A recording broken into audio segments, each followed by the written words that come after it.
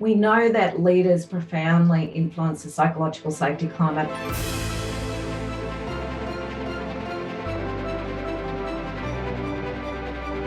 Hello, my name is Linda Ray and I'm the founder and CEO of NeuroCapability.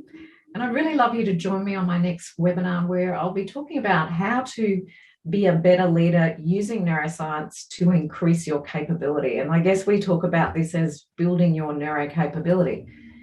We know that leaders profoundly influence the psychological safety climate of the people in your care, the people that you lead. And one of the things that we need to be really thinking about as leaders is how do we positively impact the psychological safety team climate? And in this webinar, I'm going to share with you some of the decades of research that has shown what drives behaviour in the workplace and also what influences psychological safety and how you as a leader can use some very simple techniques and tools and strategies to positively improve the psychological safety of the people that you lead. I hope you can join me, and it's all in aligned with our mission of changing the world one brain at a time. Thanks.